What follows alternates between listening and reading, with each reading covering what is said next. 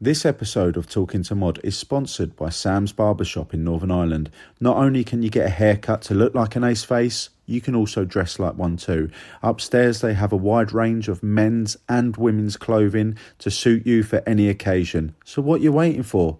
Go check them out.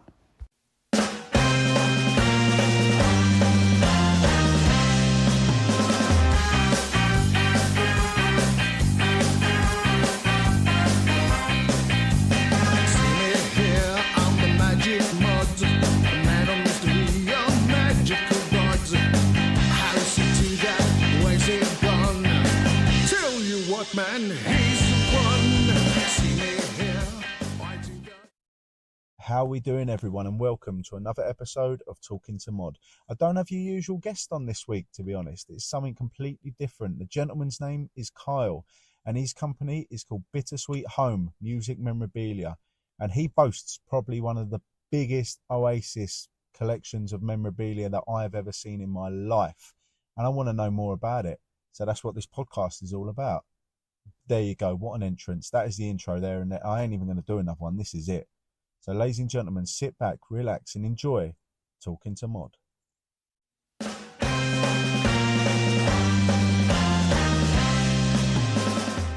What's happening, mate? All good? I'm all right, man. Yeah, I'm all right. Yeah, how you doing? Very well, mate. I'm very well. First of all, how is everything after the op and all that? Yeah, I'm all right. Obviously, as you can see, I'm wearing sunglasses now, so that's the new norm for a few weeks. But it's it's okay. I think it was a bad surgery, and then it went wrong. I had to go and do the whole thing again. But after that, it's plain sailing now. So Good. I'm hoping within a couple of weeks I'll be back to best. That's good. Listen, there's nothing wrong with wearing sunglasses indoors, mate. Don't worry about that. Well, yeah. Sometimes it can look okay. Sometimes you look a bit daft. But yeah, we try and pull it off. What do you mean try? Let's talk about, first of all, for those who don't know, you introduce yourself. Tell everyone what you do, mate. Mancunian gobshite who got really lucky and now seems to be earning a living following his passion. Now, I was in financial services for 15 years and enjoying life, and then after getting a bit ill, thought, you know what, I'm going to follow the passion a bit and start a new business. And it was effectively a memorabilia company. It was a side hobby, as a side project whilst working, and it went from being a cube of records to 2 cubes of records to an office full of stuff and events and nationwide kind of signing sessions. It's been good. It's been really good. I've enjoyed it. Yeah, it's good, man. Because I first met you Kingston, wasn't it? Noel Gallagher evening. An evening with Noel Gallagher, wasn't it, in Kingston? Yeah, we had a beer, didn't we, in that pub around the corner? That's right. Yeah. No. Get this right. You had a beer. I had a Coca-Cola, mate. I bought you a Guinness. It was a waste of money. Yeah, I may as well put it on the grid. And exactly, you see, because listen, people will be listening, going, hang about, he's back on the sauce. Yeah, you're sober, Jazz. I can confirm that you did buy me a Guinness, and I told you where to go with it. Well, yeah, that's right. Yeah, that was a warm day, that as well, wasn't it? I remember you had to go buy a new T-shirt. It was that. Yeah, I forgot about that. Yeah, fucking.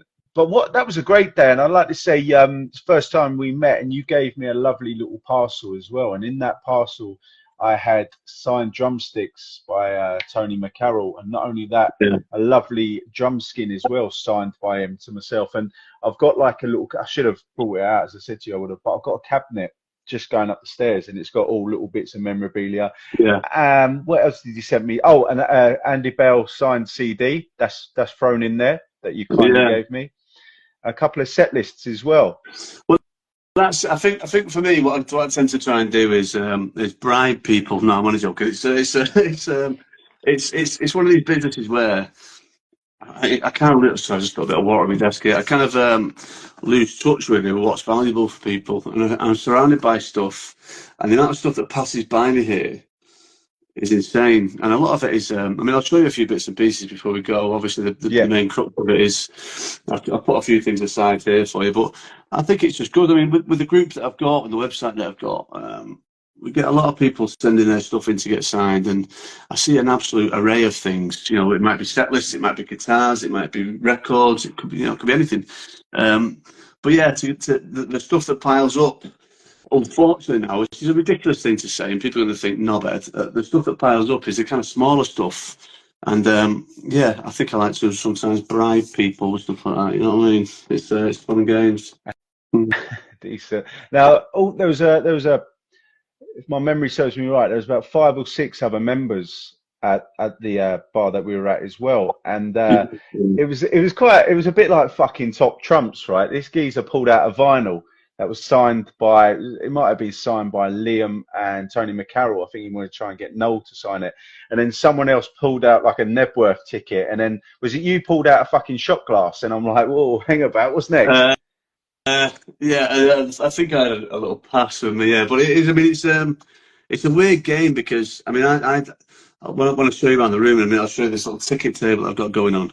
5 years ago, I used to laugh at people that collected tickets. I used to think, oh, you sad bastards, you know, what are you playing at? You weren't there, you weren't at a gig. But then you start to realise, actually, it's not about that. It's about the fact that these days you don't get a ticket for a gig, do you? You get a little e-ticket, or you have to pay a fiver for a piece of cardboard, and it's kind of finding these old things that people latch onto, and I think that's the best way of putting it. When a lot of music memorabilia fans and collectors tend to be middle aged with a bit more disposable income that were there in the 90s, that were enjoying it and living it, and they've got they're harking back. Let's say they're looking back to try and get a bit of the youth back. I mean, that's my story as well. I'm from Manchester and moved up to I'm just near Edinburgh now. And I didn't have anything really. But when I first moved up here, I was missing home. I was really struggling to settle down and really struggling to kind of climatise to being away from my mates in Manchester. My football team. What's your team again? The mighty What's your football team? Fulham, mate. Fulham. Okay, I was just thinking, obviously, I'm a Man City fan, as you can see there, and today's been a very, very good day for the Blues. So I think, yeah. Anyway, missing me football, missing music and my mates and that. I started kind of clinging on to and buying things that reminded me of my youth, and a lot of people seem to do that. So yeah, the ticket collectors, the record collectors, the disc awards, the guitars, whatever it is. I think I have a group of people, a website of members, let's call it, that just trust each other, trade to each other, sell to each other, and yeah, we all work towards these events. You know, that one in London that you mentioned there, we had a belter at that time. I think after we saw you, we went into town. There was about 30 or 40 of us all in a bar, which is always a good thing when you see people coming together for something that's a bit more of a common theme. It is a question. I see a lot of posts. I mean, you kindly let me join the group, and it's been brilliant because from the outside looking in, I mean, I'm obviously big Oasis fan and music memorabilia. I love it. I haven't got much Oasis stuff. I've got like I don't know if I told you about. I got like Libertine's red jacket, but one that Pete Doherty wore. He gave it to me, and I think we did have this discussion, and I got the whole band to sign it. It's fucking mental, but I want to try and I'm not sure how I'm going to display it yet in this house, but I'm definitely going to have that on display and a few other little bits that I've managed to collect while going on tour with bands. But what I often see in messages in the group is, I better not let the missus know, but I've just bought this. Nice. How am I going to hide this from the missus? And there was this geezer. He's bought this like a case, and that one of them cases that they take, a tour case or something. And I'm thinking, how the fuck do you not let the missus know that you bought that? Do you know what I mean? So I'm leaning on one now. But I'll show you when I stand up. I've got one. I've got two of those flying cases, and yeah, I mean that's the age-old story, isn't it? They better not let the missus know, and it goes from one strength to another. I mean, if I clocked it tomorrow, if I get hit by a bus and my missus sells this room for what I've told her I paid for it, we're fucked, man. Absolutely, what a loss that would make. What a loss. But I think it is. I mean, guys do it all the time. I mean, I've got to be wary now because I'm pretty sure her and her sister might be watching this, you know. I can see some other people watching. I do know them. I've got friends of hers. So by the time, the back door will be locked when I get out of here now. But yeah, I mean, it's what you do. The age-old excuses, I traded something for it. Bollocks. Or it was only £10. Bollocks. You know, it's an investment. And then the reply is always, but you'll never sell it. Yeah, no, yeah. So it's listen, it's fun. I enjoy it. It's good. People get away with it. It's the same with everything though. You get trainers. trainers, t-shirts, clothes, jackets, art, wine, cigars, whiskey, whatever it is. People have got their vice, haven't they? That's what it is. What's the rarest piece of memorabilia you've got? What's the most what? Sorry, you broke up there. Most What's the rarest piece of memorabilia that you have? rarest. Like literally one of one or something like that, like Rockingham shit. You can't get it Well, anywhere else. there's two levels to it, I guess. There's stuff that that's released. I've got unheard songs, which is a big thing on the social media at the moment. I'm trying to get these unheard songs back to Noel, and last week he confirmed on Matt Morgan's podcast that he's got them. I personally was talked about on the podcast, and I felt a bit of a knob, but at the same time I felt quite good about it because I've been trying to get these back to him for a while. He's not too bothered about the old tunes and that, so it's yeah, but at least I know I've had these for years. 1997 acoustic Professor recorded and all songs.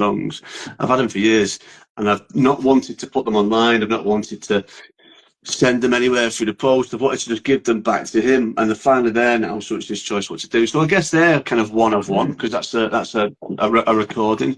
I've got things like this. This is I've got obviously this exhibition coming up soon, and as you walk through the door, I'll go into detail on that in a minute. This will probably be the very first thing you'll see on the left-hand side as you walk through. So this is a demo tape from 1991, before, just as they became Oasis from the Rain, and before Noel joined. So it's got Alice, Take Me, and Reminisce on it. So this is probably, it's not a one of one, but I think it's a one of three from what I know. One isn't in knowledge of anywhere. The other one was acquired years back and is on YouTube. So if you want to hear that, if you go on my YouTube channel, you'll see an interview with me and the guy that we got it from, and listen to the songs. This came about actually. It's funny how the world's interlinked. This came about. Do you remember the clothing line Geo Goy? Yep. So I got a random phone call one day that the founder Anthony Donnelly wanted me to come and have a chat with him. He wanted me to value some memorabilia. So I was like, okay, let's go down. It's back in my hometown, so I went down. And he had some disc awards and bits and pieces. He had a good chat, and then this kind of pulled itself out of the bag. I thought, oh, so that's a bit different. That's more the stuff that you can't tend to find on Discogs.com. That's a special piece. So that's a very very early Oasis demo. That probably is one of two, I would guess right now. Looking around the room, one of one.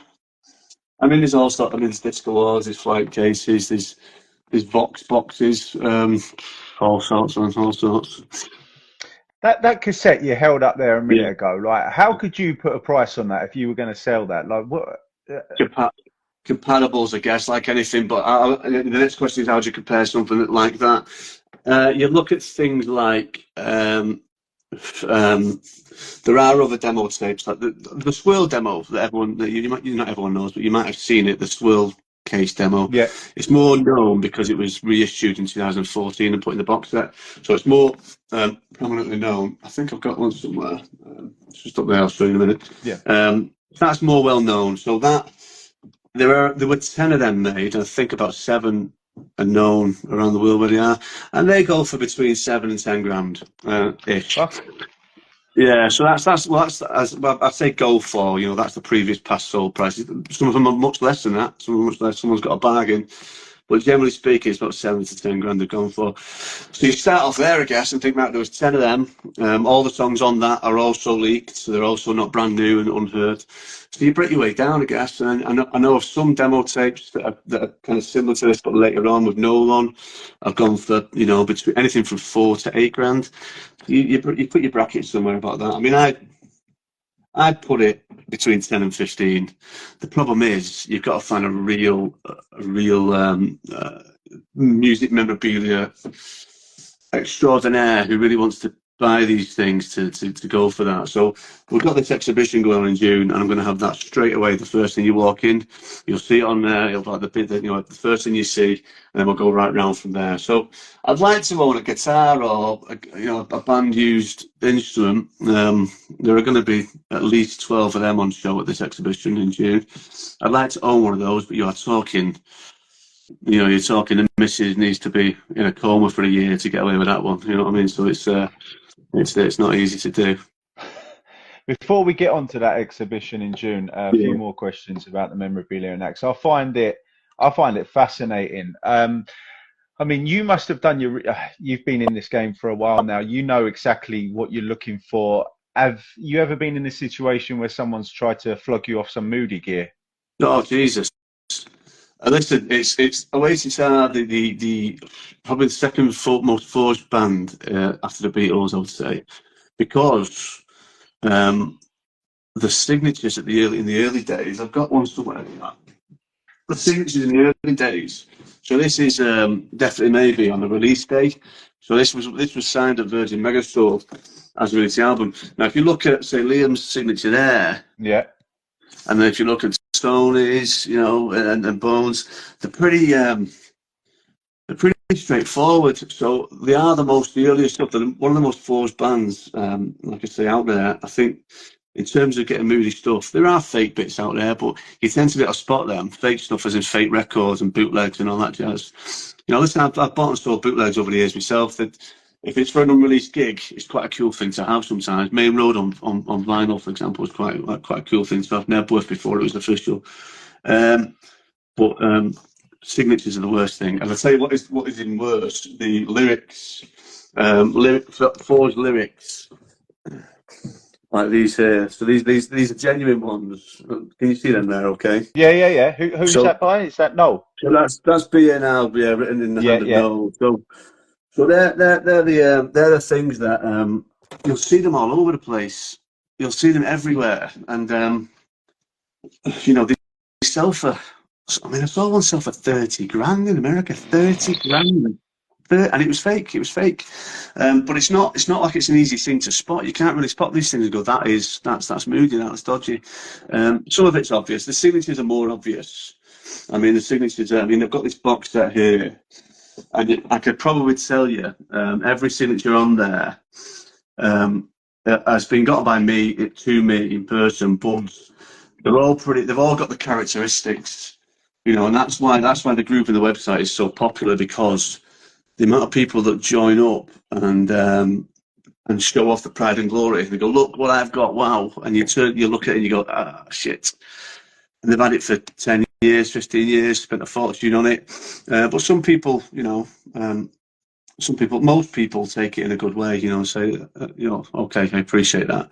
But whose place is it to say, you only tell them if they're asking for stuff. Yeah. But yeah, mood gear, absolutely, it's up. I'd say 80%. Maybe 90% of what's on eBay signed by Oasis is not real. Yeah, because I was going to say that there's a lot of chances out there. Someone, you often get someone from the group put a screenshot saying, "Get on this," taking the piss saying, it's genuine, get on the price. But you just can't believe what people are trying to do to scam people, because, as you said, though, there is someone out there who think they're getting a bargain, no matter how much it'll be, and someone will go out there and buy it at the end of the day, wouldn't they? Yeah, a lot of buyers tend to be as well people getting presents for people. That seems to be a lot of the case. I've just been given this as a gift, and I suppose a big part of the issue is there's no real deterrent for it. I've got something behind the that's holding the phone up right now, and that's it's an MTV Music Award, the old Moon Man Awards. Yes. And I got that, and I didn't get it off eBay, but the guy I got it off eBay, and but as soon as it landed, I thought this doesn't feel right. But there's no kind of punishment for selling dodgy gear online these days. If they get the 10% fee or 15% fee, whatever it is these days, they're okay with it, aren't they? So it's it'll just go round and round. And people buying and selling on Facebook is toxic, because I suppose that's the big issue, and it's a story I've gone round. I bought some stuff maybe 4 or 5 years ago, and it landed. And at the time it landed, I thought, that's good. I'm all right with that. That's genuine stuff. I realised maybe 2 or 3 years later, actually, no, it's not. Once you get a bit more educated, like once you start noticing the patterns, I thought, fuck. So I went back to it and I thought, right, well, I've sold 2 of those bits on. So for my own reputation and for the website's reasons and whatnot, I had to get back in touch with those buyers and say, listen, I don't think that stuff that I sold you 2 years ago is real now. 2 people, and I said, I want to give you your money back, but on the promise that you'll destroy it on video for me, because I don't want that coming back to haunt me, in a couple of years' time. And they did that for me. But then you think to yourself, that's actually the real situation for a lot of people. If you've just gone and dropped 10 grand on various items, and then you find out it's dodgy, you have that kind of you have that moral dilemma, don't you? Do I just accept that loss? Or do I try and sell it on and recoup some money? And that's how the circle just carries on and on and on. And this shit just fucking flows for forever. Cutthroat business, really, isn't it? It's big money. It's huge money. Absolutely huge. I mean, you're not talking, a signed CD on eBay. You can be talking hundreds of thousands of pounds. There's been court cases about, dodgy guitars. There's been court cases about dodgy records, auction houses. I mean, you can't expect everyone to be an expert on one single, for example, auction houses, you kind of feel for them a little bit, really, because they're selling everything, absolutely everything. So all they can do is ask the advice of a few people that they trust, and that's it, really. You can see how this stuff constantly flows around. There's one batch of stuff that's quite known, and it's signed stuff and lyrics. It's quite well known. But a little tip: if you're buying anything on eBay, you want to buy it. If you see anything like music sheets, you see them signed music sheets. Yeah. Don't bother with any of them. None. I've never seen a real whatever. And if you think about it, the reason they're all over there is because if someone fucks up the signatures, Control P, try again. Control P, try again until it looks okay. Pop it up. Or a CD, signed CD cover. These are the sort of cheap stuff that if you balls it up, just get another one off Music Magpie for 20p and crack on. So it's more stuff like this. The original press records. It's less likely to see them as fake items than it is the cheap stuff that can be reprinted. But it's a minefield, and that's why the group on Facebook just went boom within a couple of years. It took because it's trusted. Us having signing sessions with band members and doing these events around the country. It means that suddenly you've got a community to fall back on, and it's worth a treat. Brilliant, man. So, right, two options. Do you want to talk about the exhibition you've got coming up now, or do you want to give us a tour of the room? I'll tell you what we'll do. We'll do a little tour to give a bit of a teaser of what the exhibition will be, because I think that's what it's about, really. It's promotion. As of next week, you're going to see my face fucking everywhere. So absolutely do. How do I turn this round there now? Then double tap the screen at the bottom. It should spin it around, or if not, you see two arrows, one going left, the other one going right underneath. Turn that, and it'll flip the camera. Let's see what I'll do. No, that was working. Oh, he's had one here, isn't he? There you go. There we go. It's because the comments. Who's that there? Noel O'Connell. He's a good lad. Him down in London. He's just joined. I mean, I just started with the flight. We mentioned the flight case before. As in, look, dodgy moon boy. Yeah, the flight cases are great, man. Look at the size of that. That's mental. What have you got in it? So I store stuff in there. I store stuff inside it. So it's just boxes of stuff for stock and that. So it's a good way of storing stuff and not having it on my case all the time. But the orange one here is I love this one. I mean, obviously I've got glass for the top of it, and underneath the glass is these things here. So this and this, but obviously we're in there. But this is for the orange amps. The famous orange amps. I mean, the great. I mean, all these things I put under the glass here just to make it look pretty. But I mean, look at that there. You can't really. I'll throw your nan in a bin and roll her down a hill. That's normal. It's just a totally normal thing to have in your flight case. Of course it is. Mental. And then, I mean, the little cabinet here. So this sort of stuff is what's going to be on display at the exhibition. I mean, if you're a collector of music memorabilia, you'll know things like the Vox box. This is like a promotional thing for What's the Story. This jar here it's on the inside of What's the Story. The sugar bowl thing, champagne supernova, caught in a landslide, inspirational jar. They were given away at the Creation launch party. This is always an interesting one. Yeah, but the thing with these is, I'll get this out here. The thing with these, this is actually one from the launch party, which I got off an employee. So it came like this with the balls inside it and stuff. But you can buy this jar on the website for about 12 quid. So you see these popping up everywhere, but you'll never know if they're real or not. I know what the spot is. There is a spot to say whether it's an original or whether it's one that someone's made. And I won't say what it is. I'll tell you, but I won't say, because then they'll just start doing it, you know what I mean? These are good. Well, I say these are good, like they can be. Like they That's can the be ashtray off or the cover of the album, isn't it? that's Yeah, yeah. exactly it, man. Yeah. So I took it along to see Bonehead last time, and he was laughing his head off, going, "How the fuck have you found that?" It's cool. How did you find that? Do you know what? I don't know. It just popped up one day, an antique shop's website. I don't know how the hell I spotted it on eBay. I thought, oh God, look at that. That's the same one. So he wrote there, look, it's close, but not the one. Bonehead. Legend. But Brilliant. yeah, there's this is my passion, the audio stuff, DAT tapes and master tapes and all that jazz. I love all this stuff. That's my scene, getting all, I like to find these things and just sit and listen to them and, not so much unheard songs, but unheard versions of Mm. songs, other people listening to other people singing, other singers, you know what I mean? Yeah, this is a cool one. I got this on the last Squire and Liam tour. Kind of set it up like the Stone Roses guitar that Squire had. I think this one here is it's probably my favourite piece. I'd say it is the only Oasis item in the world that's genuinely signed by every past member, every single one. Because you'll see a lot of these things faked around. They're always drum skins as well, always. But this is the only one that I've seen that is genuinely every member. And the good thing about it is, Bonehead, Tony, Whitey, Andy, Zach, Gem, their signatures and Shark, their signatures have not changed over the years. They've kind of stayed the same. So if you ever find an item that's got Griggs, Liam and Noel on it back in the day, for example, this actually, when I got this shirt here, it had these three on it already. So for me to go and get Whitey and Bonehead on it, it kind of looks of era now. Do you know what I mean? It looks like it was done back then, about '97, because the signatures are not changed. Whereas if I got Noel on that now, his signature's totally different. You know what I mean?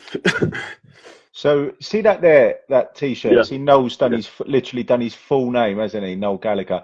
And yeah. now it's just like a bit of a squiggle. So how long ago did that change? Is that?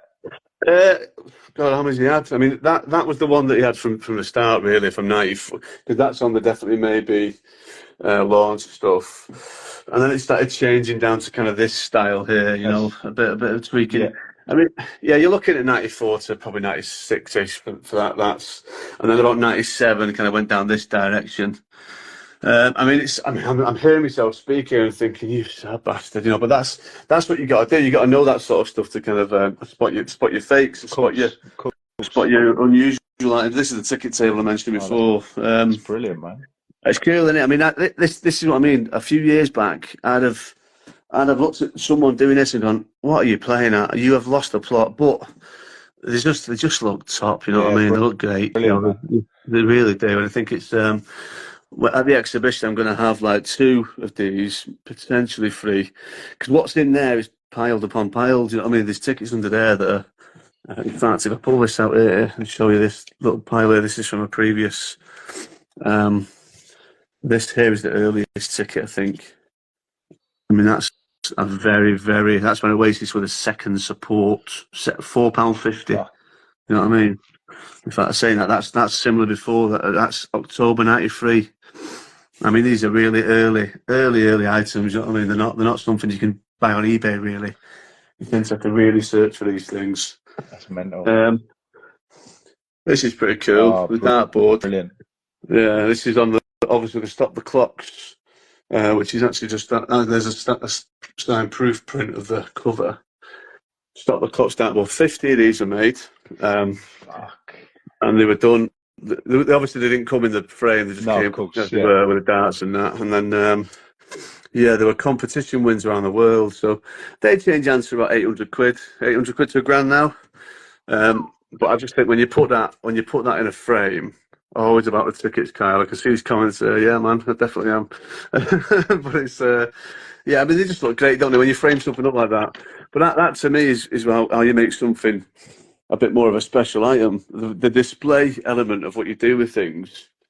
Look at this Storm Roses one here. Just making it a bit more of a showpiece rather than All right, then rather than just having a vinyl signed and just framed, you make it, exactly yeah. yeah, just turn it into something. You know what I mean? Make it a showstopper. Make it something that Pair of maracas, great. Yeah, put it with a set list. Brilliant. Make it beautiful. You know what I mean? Make it great.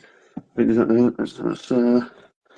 I did have something else down there. I can't think where it's gone now. But yeah, I mean that's effectively, in a nutshell, a bit of a taster of what we're going to be looking at. I mean, it's a fan collection. You know what I mean? It's not a you know, there's some. It's a fan collection, and it's not from the band directly, but it'll be just as bloody good as if it was, because the amount of stuff that I've got, not me, by the way, the amount of stuff that we've got together through various worldwide collectors, it's going to blow your mind at this exhibition. Absolutely blow your mind. It's going to be unbelievable. So Unbelievable. let's talk about that exhibition now. So first of all, when is it? Where is it? How do people get tickets, and what's going on? So it's mid-June, the weekend that Liam's playing in Manchester. So what we've got then is we've got the Thursday, is it the 14th? Thursday the 14th.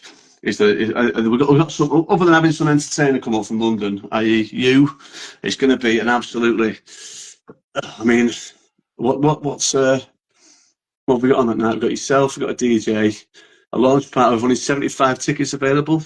So there's going to be about 150 to 200 people there. I think there's about 30 tickets available left for that now, but I'm pushing this out tomorrow in the public, so I suspect they'll go pretty quick.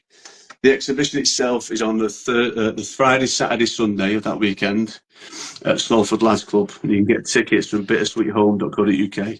I'll put a bit of a, in fact, we'll do a bit of a competition at the end, and we'll put a bit of a promotional sleeve up or something to put all the details on. But it's it's going to be over that weekend. There's going to be, like I said, about 12 of Noel's guitars on show. Well-known guitars, and we're not talking, guitars that you've not seen before, the ones that you'll have seen on stage, and the iconic ones, you know what I mean, the big deal guitars, plus a room full of gems, it'll be good. On the Sunday, we've got a few Q&As with Microdot and with Nick from Rockfield Studios, so that'll be good. We've done a few events at Rockfield Studios in the last couple of years, and they were sell out in 10-minute jobs, £400 a ticket, and they were selling out in 10 minutes. So it's this will be a good one. This will be a really, really good day for Q&As. There might be 2 extra Q&As added on the Saturday. There might be. I'm talking about that with 2 other names next week.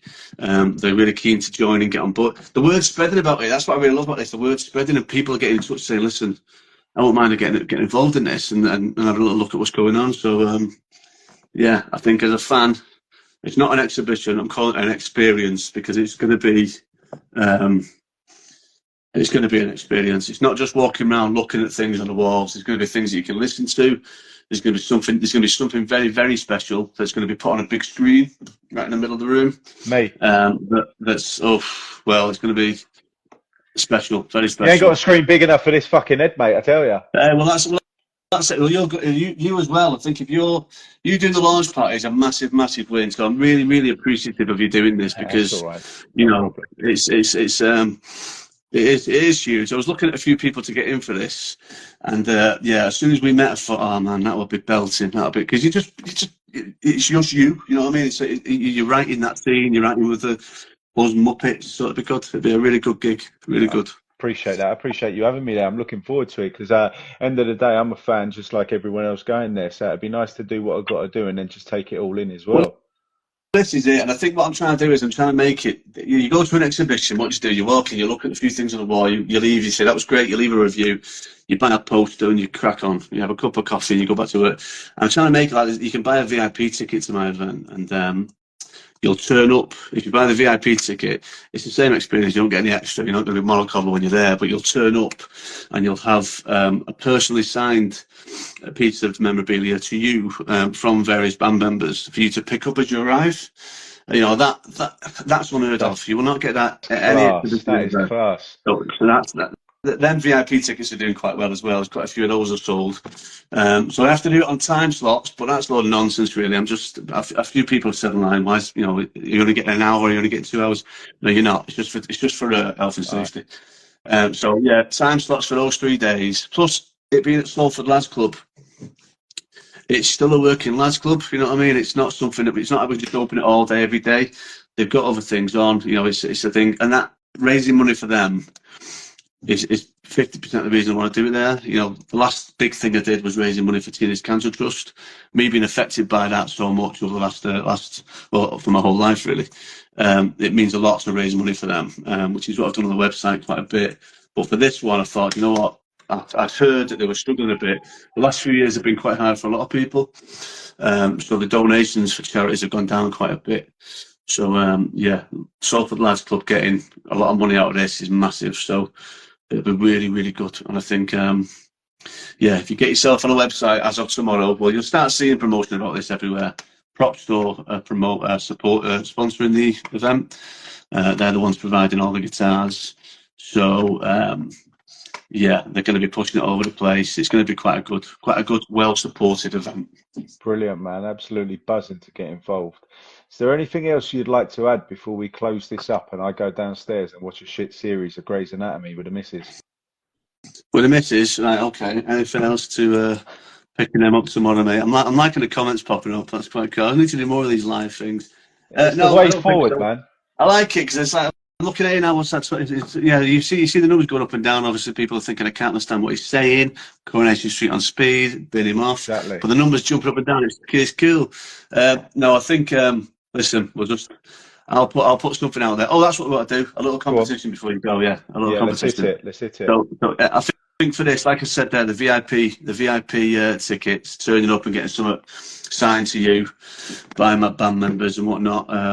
Yeah, I think we'll give away to a pair of tickets to whatever day you want to come, or the launch party, whatever's preferred, to any kind of person that signs up. So you got to go on bittersweethome.co.uk, sign up for the mailing list, and just after your name, put MM, as in Magic Mod, put MM.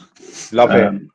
Like the world's worst rapper, and then we'll do that, and then I'll pick a random winner in a couple of weeks, and you get yourself a free pair of tickets.